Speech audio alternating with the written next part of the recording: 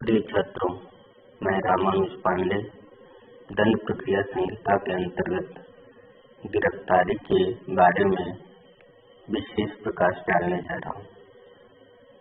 ये आप लोगों के कॉम्पिटिटिव एग्जाम और एकेडमिक एग्जाम में लाभकारी होगा। तो आइए शुरू करते हैं।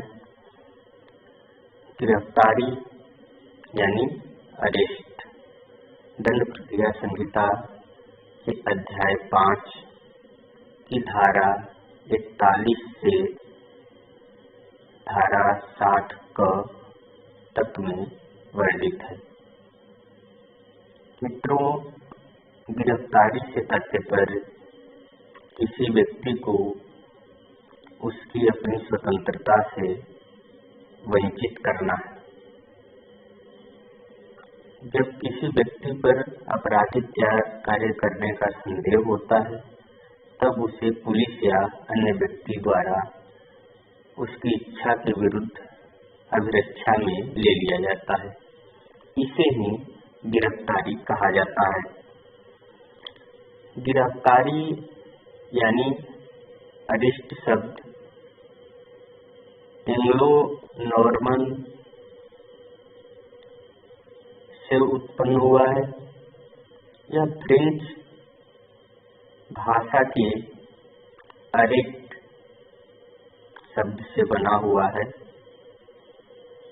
जिसका अर्थ होता है टू स्टॉप और स्टे, यानी कि किसी व्यक्ति को उसकी इच्छा के विरुद्ध अवरोधित करना, रोकना या स्वतंत्रता से वंचित करना ही गिरफ्तारी कहा जाता है। अब गिरफ्तारी का उद्देश्य क्या है, इसे भी जानना जरूरी है। गिरफ्तारी का उद्देश्य व्यक्ति को दंडित करना कदापि नहीं होता है। गिरफ्तारी का उद्देश्य है कि उस व्यक्ति को आसानी से न्यायालय तक पहुंचाया जा सके, जिससे न्यायिक प्रक्रिया संचालित हो सके। यदि ऐसा व्यक्ति अपराधी किस्म का है और वो आगे भी अपराध कर सकता है, तो गिरफ्तारी का उद्देश्य भी होता है कि वो आगे कोई अपराध न कर सके। गिरफ्तारी दो प्रकार से होती है, वारंट के द्वारा गिरफ्तारी और बिना वारंट के गिरफ्तारी। अब जब वारंट शब्द आ गया है, तो हमें ये भी जानना होगा कि वारंट का मतलब क्या है। तो दंड प्रक्रिया संहिता की धारा 2 में वारंट मामला को परिभाषित किया गया है। इसके अनुसार ऐसा मामला जो मृत्यु, आजीवन कारावास या 2 वर्ष से अधिक अवधि के कारावास से दंडनीय है, उसे वारंट मामला कहा जाता है। यानी सामान्य रूप से समझिए कि 2 वर्ष से अधिक के कारावास से जो अपराध दंडनीय होते हैं, वो वारंट मामले कहे जाते हैं। अब वारंट द्वारा जो गिरफ्तारी होती है, वारंट द्वारा गिरफ्तारी की जरूरत तभी पड़ती है जब किसी मामले में अभियुक्त को बार बार सम्मन भेजा जा रहा है और सम्मन तालीम होने के पश्चात भी ऐसा अभियुक्त न्यायालय में हाजिर नहीं हो रहा है। ऐसी परिस्थिति में न्यायालय द्वारा वारंट जारी किया जाता है, ताकि अभियुक्त को न्यायालय में उपस्थित कराया जा सके। अब वारंट जिस न्यायालय द्वारा जारी किया जाता है, ऐसा वारंट निरस्त कब हो जाता है? सामान्य रूप से इसे कई बार परीक्षाओं में पूछा जाता है। तो वारंट 2 मामलों में निरस्त हो जाता है। पहला तब जबकि वह न्यायालय जिसके द्वारा जारी किया गया है, वो उसे निरस्त कर दे। दूसरा कंडीशन ये है कि वारंट जिस व्यक्ति की गिरफ्तारी के लिए जारी किया गया था वह व्यक्ति गिरफ्तार हो जाए। अब एक बात ध्यान देने वाली है कि वारंट जो है वो अभियुक्त को जारी नहीं किया जाता है। सामान्यतः लोगों को लगता है कि वारंट उस अभियुक्त को जारी किया जाता है, तो वारंट अभियुक्त को जारी नहीं किया जाता है। वारंट पुलिस अधिकारी या अन्य व्यक्ति को जारी किया जाता है कि वह व्यक्ति उस अभियुक्त को न्यायालय में प्रस्तुत करे। अब वारंट के बिना गिरफ्तारी की बात हम लोग करें तो वारंट के बिना गिरफ्तारी, जहां पुलिस अधिकारी की बात करें तो वह धारा 41, धारा 42, धारा 123, धारा 151, धारा 432 के अंतर्गत बिना वारंट के गिरफ्तार कर सकता है। वहीं प्राइवेट व्यक्ति भी बिना वारंट के गिरफ्तार कर सकता है। धारा 43 में इसका प्रावधान दिया गया है। मजिस्ट्रेट भी बिना वारंट के गिरफ्तार कर सकता है। इसके प्रावधान धारा 43 में दिए गए। अब हम पुलिस द्वारा बिना वारंट के गिरफ्तारी की बात करेंगे तो हमने बताया था कि 41 में भी इसके प्रावधान दिए गए हैं। तो 41(1) में कहा गया है कि कोई पुलिस अधिकारी मजिस्ट्रेट के आदेश के बिना और वारंट के बिना किसी व्यक्ति को तब गिरफ्तार कर सकता है जब, अब 41(1) में पूरे 10 आधार दिए गए हैं। ध्यान रहे, पहले 9 आधार ही थे। 2009 में दंड प्रक्रिया संहिता में संशोधन करके 2009 में एक आधार जोड़ दिया गया है, 41(1) ख। इस प्रकार 41(1) में पूरे 10 आधार हैं क से झ तक, 41(1) क से झ तक, जिसमें कि पुलिस अधिकारी वारंट के बिना गिरफ्तार कर सके। अब इसके 41(1) ख में बताया गया है कि पुलिस अधिकारी की उपस्थिति में वह संज्ञेय अपराध करता है। ख में बताया गया कि जब उसके बारे में परिवाद किया जा चुका है या सूचना मिल चुकी है, विश्वसनीय सूचना मिल चुकी है या संदेह है कि 7 वर्ष से कम या 7 वर्ष तक के कारावास से दंडनीय संज्ञेय अपराध किया है। लेकिन 41(1) ख में कुछ शर्तें दी गई हैं कि यहाँ की 7 वर्ष से कम या 7 वर्ष तक के कारावास से दंडनीय संज्ञेय अपराध करता है तो पुलिस अधिकारी तभी गिरफ्तार करती है जब पुलिस को यह विश्वास करने का कारण है कि उस व्यक्ति ने अपराध किया है। पुलिस अधिकारी को यह समाधान हो गया है कि उसकी गिरफ्तारी अन्य अपराधों को रोक देगी, ये इन्वेस्टिगेशन के लिए जरूरी है। अगर उसको न गिरफ्तार किया गया तो एविडेंस को गायब कर देगा या उसके साथ छेड़छाड़ करेगा या किसी व्यक्ति को जिसको के मामले की जानकारी है उसको धमकी देगा या पुलिस को बयान देने से रोकेगा।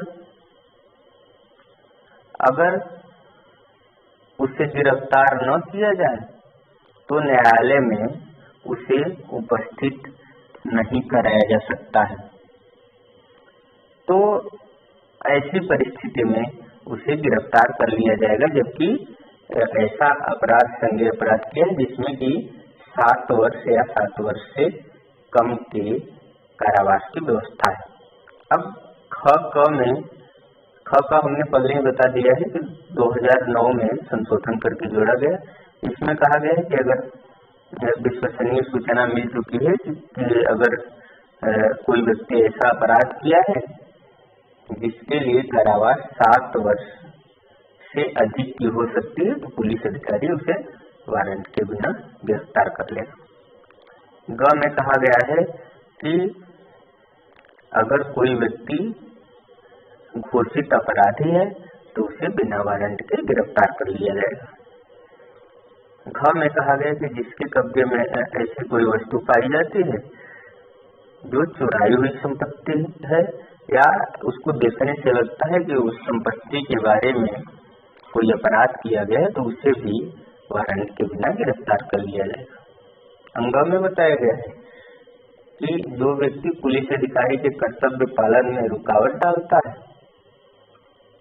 या वह गिरफ्तारी से निकल भागा या निकल भागने का प्रयास करता है उसे भी वारंट के बिना गिरफ्तार कर लिया जाएगा। 6 में बताया गया है कि जिसके विषय में संदेह है कि वो फौज से भागा हुआ है तो उसे भी वारंट के बिना गिरफ्तार कर लिया जाएगा। 6 में जो व्यक्ति भारत से बाहर किसी ऐसे कार्य से संबंधित है या कोई उचित परिवाद किया गया है या उचित संदेह या सूचना है कि यदि वह ऐसा कार्य भारत में करता तो भारत में भी पकड़ा जा सकता था, तो भले भारत के बाहर कार्य करे उसे भी पुलिस अधिकारी अगर भारत में मिलता है तो बिना वारंट के गिरफ्तार कर सकते।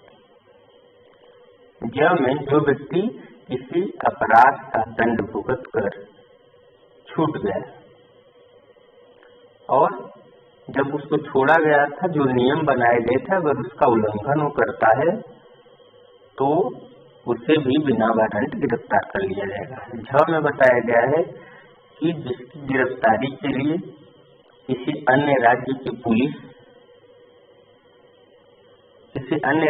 पुलिस लिखित या मौखिक सूचना देती है गिरफ्तार करने के लिए तो उसे भी बिना वारंट पुलिस अधिकारी गिरफ्तार कर ले। अब राज्य बनाम इंद्र प्रधान के बाद में कहा गया कि टेलीफोन एवं वायरलेस से यदि गिरफ्तारी की मांग की गई हो तो भी इसे 41(1)(6) के अंतर्गत ही माना जाएगा। अब एक चीज आप देखेंगे कि 41(1)(6) में परिवाद शब्द दिया गया है।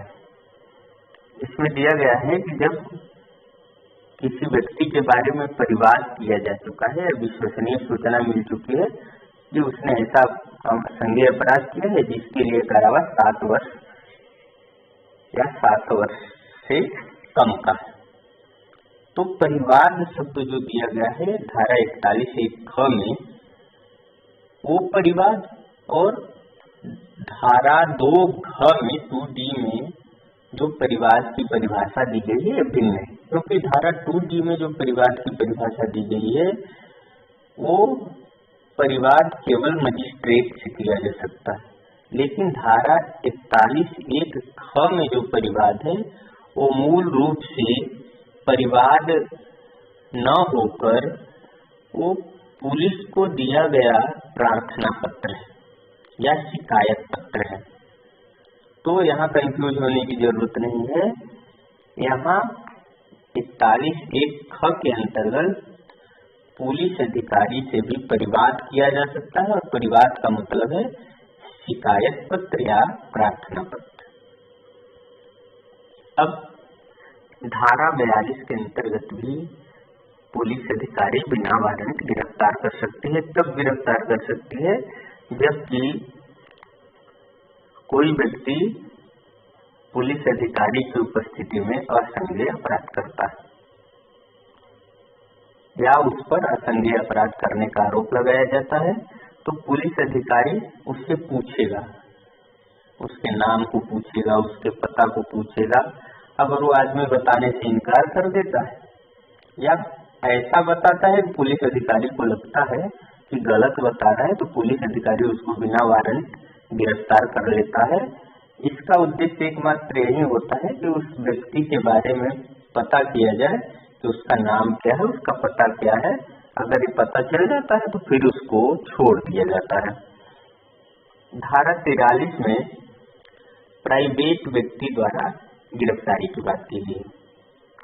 अब धारा 43(1) कहता है कि कोई प्राइवेट व्यक्ति जिसकी उपस्थिति में कोई अजमानतीय एवं संज्ञेय अपराध करता है या वह उद्घोषित अपराधी है तो प्राइवेट व्यक्ति भी उसे गिरफ्तार कर सकता है और बिना विलंब किए वो उस व्यक्ति को जिसको गिरफ्तार करता है पुलिस अधिकारी को सौंप देगा। अगर पुलिस अधिकारी आसपास उपस्थित नहीं है तो उसे निकटतम थाने में ले जाकर देगा।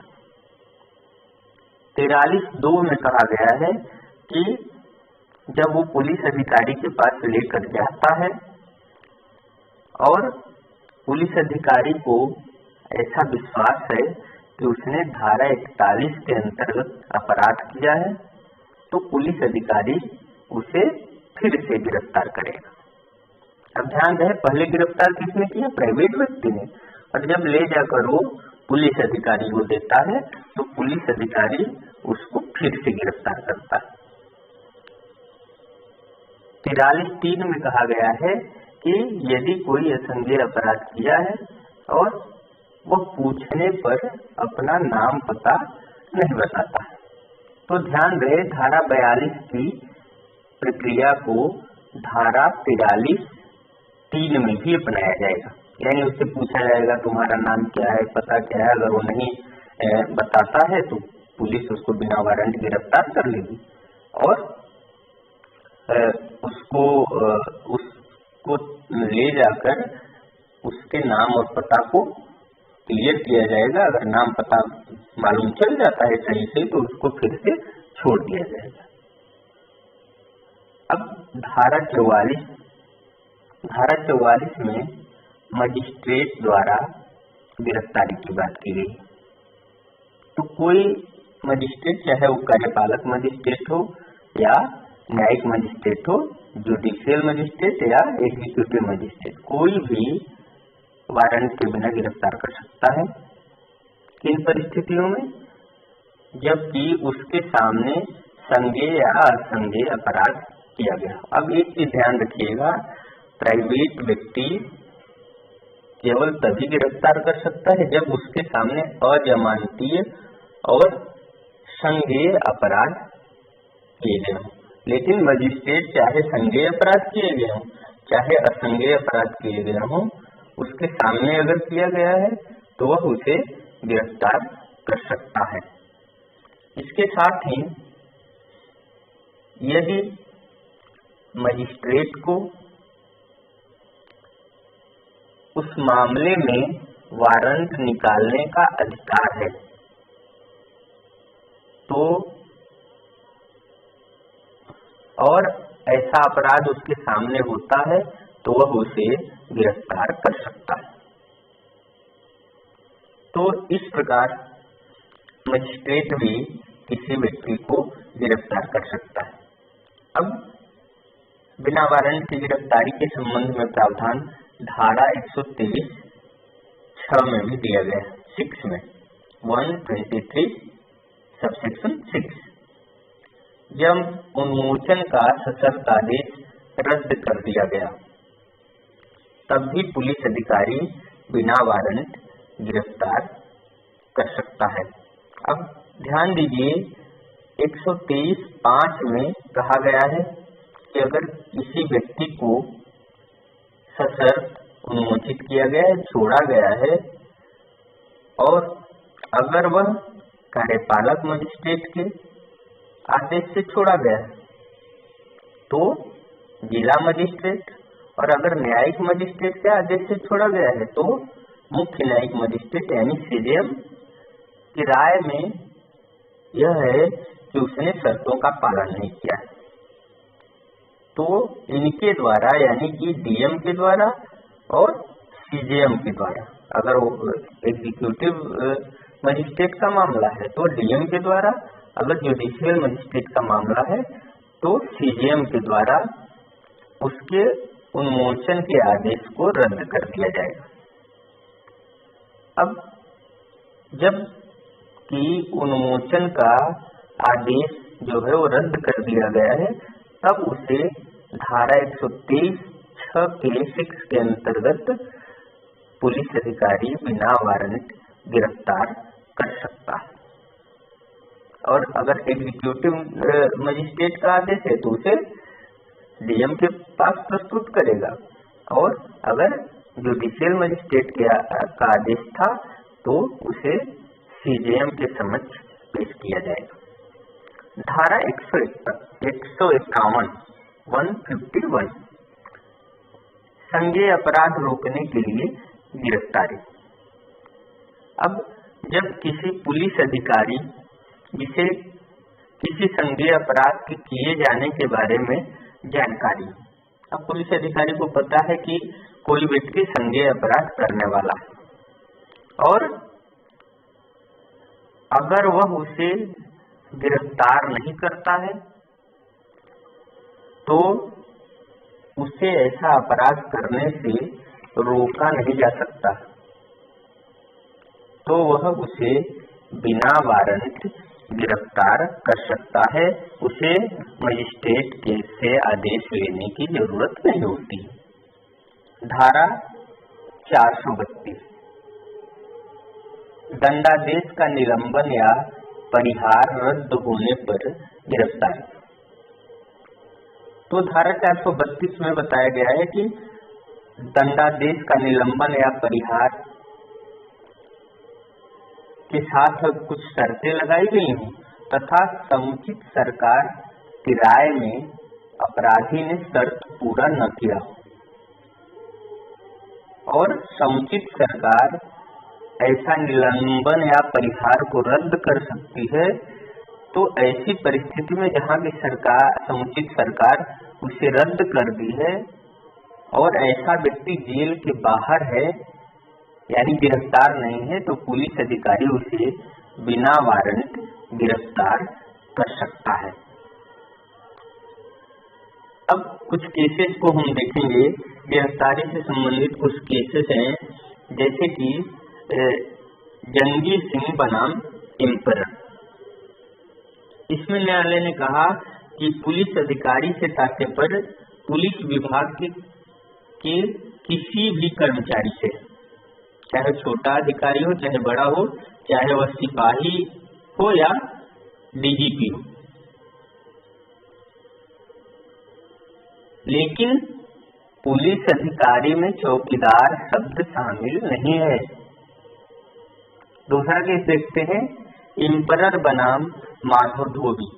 इसमें न्यायालय ने कहा कि पुलिस अधिकारी शब्द को इस अधिनियम में परिभाषित नहीं किया गया है। अगर पुलिस अधिकारी गलती से किसी को गिरफ्तार कर ले तो ये नहीं समझना चाहिए कि उसने कोई अपराध किया है। अगला केस लक्ष्मी नारायण विश्वनाथ आर्य बनाम महाराष्ट्र राज्य। इसमें कहा गया कि बिना वारंट की गिरफ्तारी में धारा 41 1D के साथ धारा 155 156 भी साथ में पढ़ा जाना चाहिए। अगला केस भाऊ जीवाजी बनाम मूल जी दयाल। इसमें न्यायालय ने कहा कि बिना वारंट से गिरफ्तारी संबंधी प्रावधान अन्य अधिनियमों में भी दिया गया है, यानी बिना वारंट के जो पुलिस गिरफ्तार करती है उसके प्रावधान केवल दंड प्रक्रिया संहिता में ही नहीं दिए गए हैं, अन्य अधिनियमों में भी दिए गए हैं। तो दंड प्रक्रिया संहिता में बिना वारंट की गिरफ्तारी से संबंधित जो प्रावधान है वो पूर्ण नहीं है, बल्कि अन्य अधिनियम में भी प्रावधान दिए गए हैं। अब हम लोग देखेंगे कि गिरफ्तारी कैसे की जाएगी। इसे दंड प्रक्रिया संहिता की धारा 46 में बताया गया। तो गिरफ्तार करने वाला व्यक्ति दो तरीके से किसी व्यक्ति को गिरफ्तार कर सकता है। वह गिरफ्तार किए जाने वाले व्यक्ति को छुएगा। नंबर 2, वह उसकी हरकतों को रोकने के लिए उसे परिरुद्ध कर सकता है, जैसे हथकड़ी लगा देगा, रस्सी या कपड़े से बांध देगा या किसी स्थान में बंद कर देगा। तो ऐसा व्यक्ति जिसे कि गिरफ्तार किया जा रहा है, यदि वह व्यक्ति अपने वचन से यानी कुछ कहता है या कोई ऐसा काम करता है कि ऐसा लगता है कि वह अपने को गिरफ्तार करने वाले व्यक्ति को समर्पित कर चुका, तो उसे बांधना, हथकड़ी लगाना जरूरी नहीं। काजाजी रामड़ी बनाम गुजरात राज्य के वाद में न्यायालय ने कहा कि केवल मुंह से यह कहना कि मैं तुम्हें गिरफ्तार कर रहा हूं, ये गिरफ्तारी के लिए पर्याप्त नहीं। अब किसी व्यक्ति को चारों तरफ से घेर लेना भी या अपने देख रेख में रखना भी गिरफ्तारी नहीं माना जाता। अब हम लोग देखेंगे कि गिरफ्तारी और अभिरक्षा में अंतर क्या है। दोनों शब्द देखने में समान ही लगते हैं, लेकिन दोनों में कुछ अंतर है। गिरफ्तारी और अभिरक्षा में अंतर रोशन देवी बनाम तमिलनाडु राज्य के बाद में बताया गया। तो अभिरक्षा एवं गिरफ्तारी में अंतर होता है। प्रत्येक गिरफ्तारी में अभिरक्षा में लेना होता है, परंतु प्रत्येक अभिरक्षा में गिरफ्तारी नहीं होती है। यानी गिरफ्तारी बड़ा शब्द है और अभिरक्षा छोटा शब्द है। सभी गिरफ्तारी में अभिरक्षा होती है, लेकिन सभी अभिरक्षा में गिरफ्तारी नहीं होती। जांच के लिए किसी व्यक्ति को बुलाना, उससे पूछताछ करना गिरफ्तारी नहीं, परंतु यदि उस व्यक्ति को लंबे समय तक बुलाया गया जांच के लिए और लंबे समय तक रोके रखा जाए और उसे जो सामान्य सुविधाएं दी जाती हैं वो न दी जाए, तो वह गिरफ्तारी मानी जाएगी। इसे रोशन देवी बनाम तमिलनाडु राज्य में बताया गया। अब गिरफ्तारी के समय बल का प्रयोग भी किया जा सकता है और गिरफ्तार करने वाला व्यक्ति जिसकी गिरफ्तारी करने आया है उसकी मृत्यु भी कारित कर सकता है। इससे संबंधित प्रावधान धारा 46(3) में दिया गया है। अब कब ऐसा व्यक्ति बल का प्रयोग करेगा? तो जब वो गिरफ्तार करने जा रहा है और जिसको गिरफ्तार करने जा रहा है वह उसका प्रतिरोध करता है, बचने का प्रयत्न करता है, तो ऐसा व्यक्ति उचित बल का प्रयोग कर सकता है, लेकिन हर मामले में उसकी मृत्यु कारित नहीं कर सकता।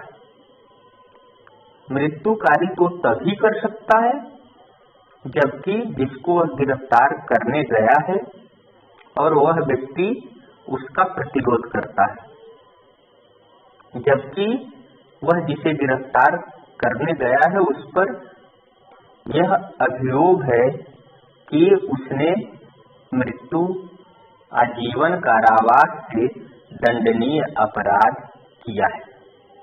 यानी कि अगर मृत्यु, आजीवन कारावास से दंडनीय अपराध के लिए वो गिरफ्तार करने गया है और जिसको गिरफ्तार करने गया है वह प्रतिरोध करता है, तो अब प्रतिरोध ऐसा होना चाहिए कि देखने में लगे कि उसकी मृत्यु कारित करना उचित है। तभी ये नहीं कि भाग रहा है तो उसको गोली मार दे तुरंत का तुरंत, ऐसा नहीं है।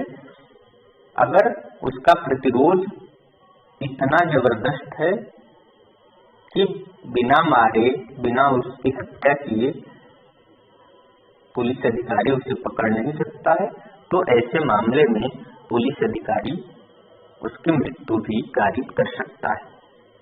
केस देखते हैं दक्षी सिंह बनाम राज्य। इसमें कहा गया कि गिरफ्तार करने वाला व्यक्ति उसको मार पीट भी सकता है, जिसको गिरफ्तार करने गया है, डरा भी सकता है, वह उसको गिरफ्तार करने के लिए दूसरे की सहायता भी ले सकता है, पर बल का उतना ही प्रयोग करेगा जितना कि आवश्यक हो। हमने पहले ही बताया कि मृत्यु कारित भी तभी करेगा भले मामला चाहे मृत्यु दंड या आजीवन कारावास का हो, उसकी मृत्युकारी तभी करेगा जबकि उसके द्वारा किया गया प्रतिरोध बहुत खतरनाक हो। अब स्त्री की गिरफ्तारी के बारे में प्रावधान धारा 41(1) में दिया गया है।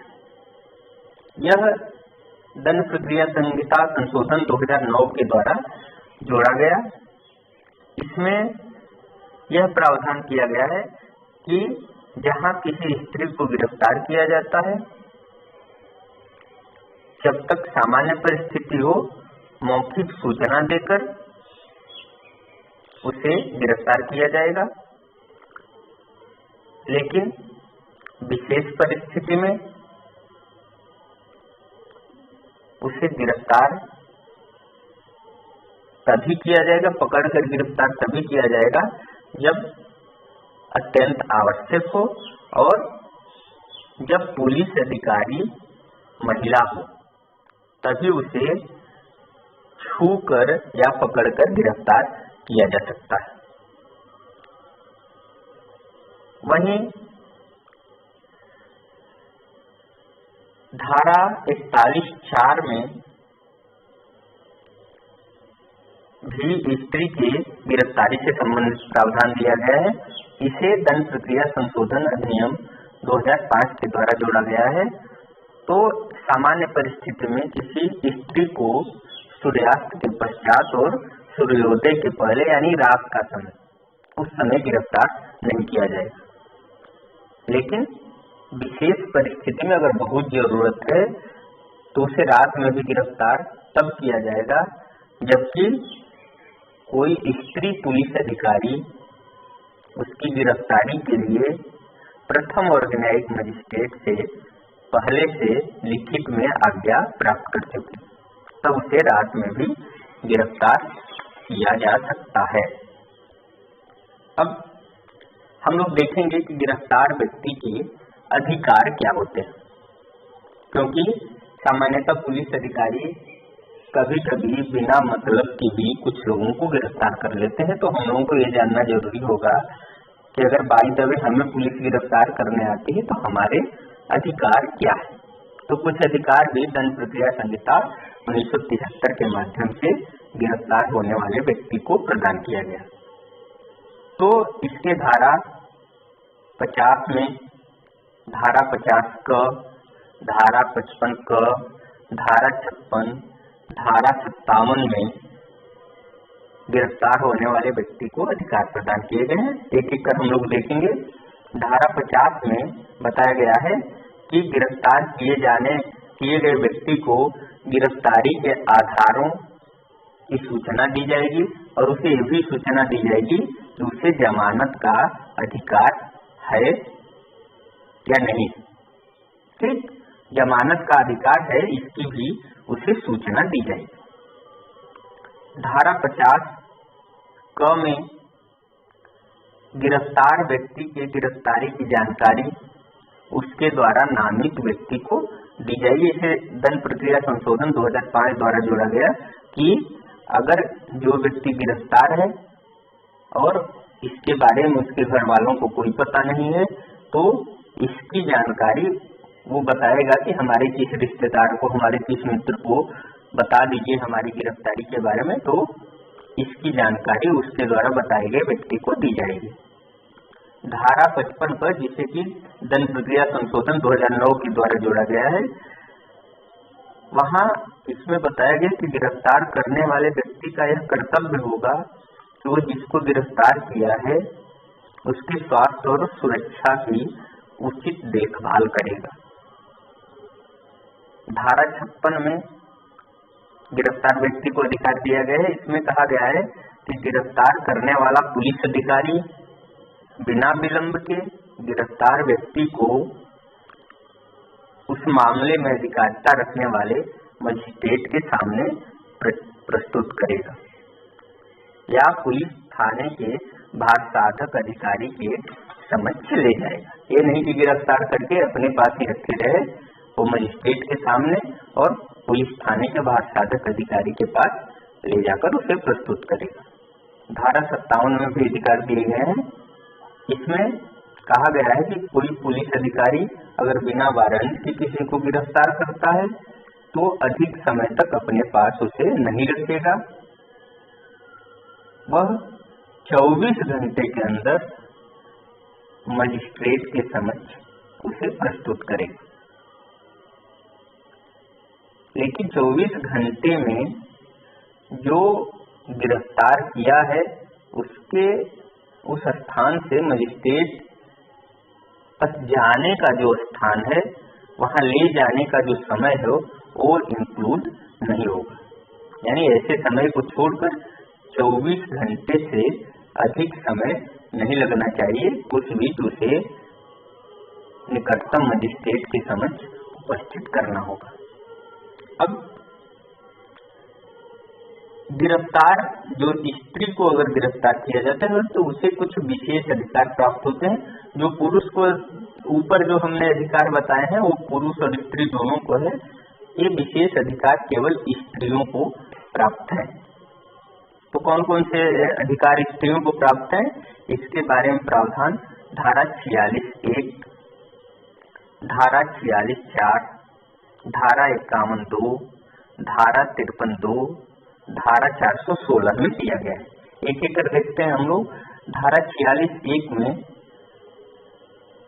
बताया गया है कि अगर स्त्री को गिरफ्तार किया जाता है तो उसे सामान्यतः मौखिक सूचना देकर ही गिरफ्तार किया जाएगा, लेकिन उसे तभी छुआ जा सकता है, छूकर या पकड़कर गिरफ्तार किया जा सकता है जबकि पुलिस अधिकारी महिला हो, इसी तभी उसको छूकर या पकड़कर गिरफ्तार किया जा सकता है। दंड प्रक्रिया संशोधन अधिनियम 2009 द्वारा जोड़ा गया। धारा 46(4) इसे दंड प्रक्रिया संशोधन अधिनियम 2005 द्वारा जोड़ा गया है। इसमें बताया गया कि रात को किसी स्त्री को गिरफ्तार नहीं किया जा सकता है, लेकिन अगर बहुत जरूरी है तो महिला पुलिस अधिकारी प्रथम वर्ग न्यायिक मजिस्ट्रेट से लिखित आदेश प्राप्त करके उसे गिरफ्तार कर सकती है।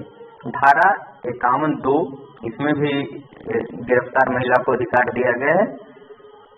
इसमें कहा गया कि अगर किसी महिला को गिरफ्तार किया जाता है और उसकी तलाशी लेनी जरूरी है तो ऐसी तलाशी शिष्टाचार पूर्वक लिया जाएगा और किसी स्त्री द्वारा ही लिया जाएगा।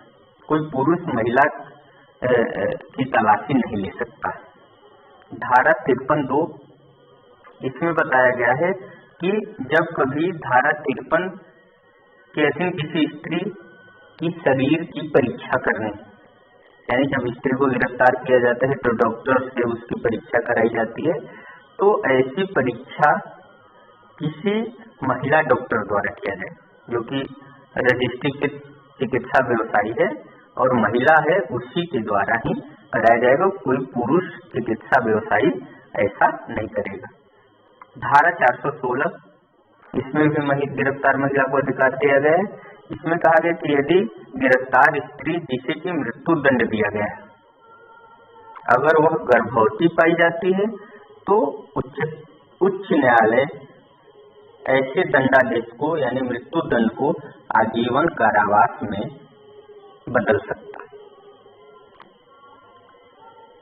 इसके साथ ही हम लोग देखेंगे कि धारा 41(ख) में गिरफ्तार करने वाले पुलिस अधिकारी के भी कर्तव्य बताए हैं कि गिरफ्तार करने वाला पुलिस अधिकारी किन किन कर्तव्यों का पालन करेगा जब वो गिरफ्तार करने जाता है। इसे दंड प्रक्रिया संशोधन अधिनियम 2009 द्वारा जोड़ा गया। तो प्रत्येक पुलिस अधिकारी गिरफ्तार करने के दौरान अपने नाम का सही जो कि दिख रहा हो स्पष्ट पहचान धारण करेगा, जिससे कि उसे पहचाना जा सके कि वो पुलिस अधिकारी। जब वो गिरफ्तार करता है तो एक ज्ञापन तैयार करेगा और उसमें कम से कम एक साक्षी, एक गवाह द्वारा उसे प्रमाणित किया जाएगा। ऐसा गवाह जो गिरफ्तार किया जाता है उसके घर का सदस्य हो सकता है या मोहल्ले का कोई सम्मानित व्यक्ति हो सकता है। अब उस ज्ञापन पर गिरफ्तार व्यक्ति से भी वो पुलिस अधिकारी हस्ताक्षर कराएगा। इसके पश्चात गिरफ्तार किए गए व्यक्ति को यह सूचित करेगा कि उसे अपनी गिरफ्तारी के बारे में किसी मित्र या नातेदार को सूचना देने का अधिकार है। लेकिन ध्यान रहे कि जब सिग्नेचर कोई बाहर का आदमी करता है, जो मोहल्ले का आदमी हो, अगर वो करता है तब ऐसी सूचना दी जाती है। अगर उसके घर का सदस्य ही उस ज्ञापन पे सिग्नेचर किया है तो ऐसी सूचना देने की जरूरत नहीं है। अगर किसी को सूचना नहीं है तब गिरफ्तार व्यक्ति से पुलिस अधिकारी पूछेगा कि तुम बताओ, तुम जिसको कहो तुम्हारे रिश्तेदार मित्र, हम उसको सूचना दे दें कि तुम्हें गिरफ्तार किया गया है। इस प्रकार हम आशा करते हैं कि गिरफ्तारी के बारे में आप लोगों को समझ में आ गया होगा और आप इसका पूरा लाभ उठाएं। धन्यवाद। अगर आपको ये वीडियो अच्छा लगता है तो आप इसे लाइक करें, सब्सक्राइब करें। धन्यवाद। नमस्कार।